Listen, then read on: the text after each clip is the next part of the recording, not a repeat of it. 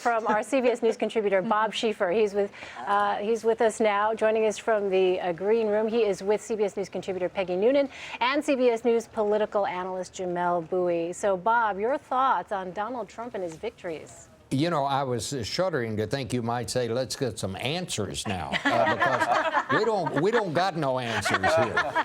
I mean, I feel like Columbus. I mean, we're out in the middle of this big ocean. I have no idea where we are. We've never seen anything like this. I can never recall something like this. I mean, here we have Lindsey Graham saying that Donald Trump is crazy. We have Marco Rubio saying that if he's the nominee, he'll destroy the Republican Party. You come along with Ted Cruz, who has similar words. And then while all that's going on, then you have Donald Trump saying, well, I want to try to get along with Paul Ryan, the Speaker of the House, but if he can't, he's going to pay a big price. I mean, basically making a threat. So, Peggy, do you have any answers?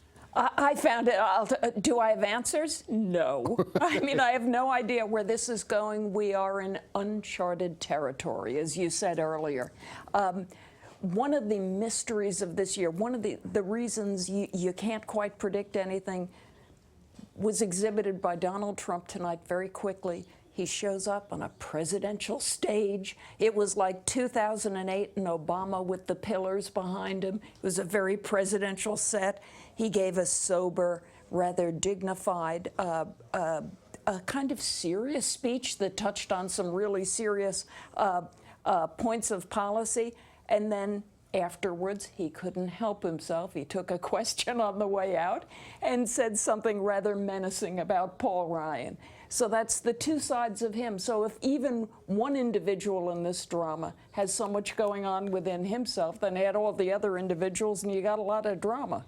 What happens next, Jamelle? Are Republicans really going to double down in their criticism? Because after all, you know, we've heard a lot of things about sweaty lips and pancake makeup and all that kind of stuff, but there hasn't been a whole lot of really drilling down on some of the things he's proposed. Is that going to stay the way it is, or will we see more intense criticism of him? I think we'll see more intense criticism along the lines that we've been seeing, sort of just like needling him and taunting, because I do think that Republicans are, at this point, desperate to stop him before he can accumulate too many delegates on March 15th, when you have a variety of winner-take-all primaries.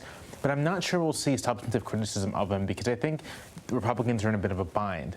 The first thing is that Democrats can make substantive criticisms of Donald Trump on immigration, on trade, on all these things. But Republicans have constituents that actually may agree with Trump on some of this stuff. And so a direct assault on it risks undermining things that Republicans need to actually maintain to win some of those supporters over. And sort of similar to that, the Republican Party is very racially homogenous, and it's sort of something everyone's remarked upon. I think this prevents the party from mobilizing a large enough constituency to stop Trump. Trump, in a really important way, couldn't happen to the Democratic Party, or at least not in this way, because it's just too diverse. There is a counter-reaction to every reaction within the party. That doesn't exist in the Republican Party, and it does limit the bounds for attempting to contain Trump and beat him. Oh, my goodness, there's a heck of a counter-reaction to Trump on the Republican side. They can't stop their war. Not among the voters, right? Not among the plurality, approaching majority of Republican voters who are backing Trump.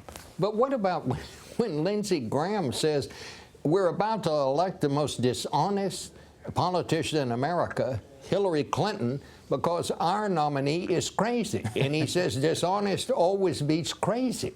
Bob, in your time watching politics, have you ever seen members of one party talk about the lead figure for their presidential nomination, talk about that person in this way, with that sharp, colorful, but also almost, as I said, violent? Well, I mean, I guess in 1968, you know, the Democratic Party came apart before our eyes at the Democratic Convention in Chicago. Yeah. But even then, they were arguing about a war.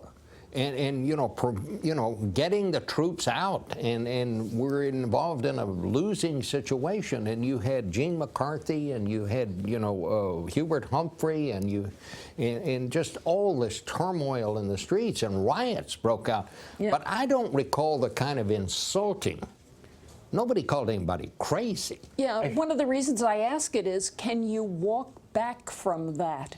Once you've got a convention, can you walk back from these markers that you put out there? Can you say, oh, I was just kidding, he's not really crazy? I'm not sure you can. And let's remember. See, I don't think so either.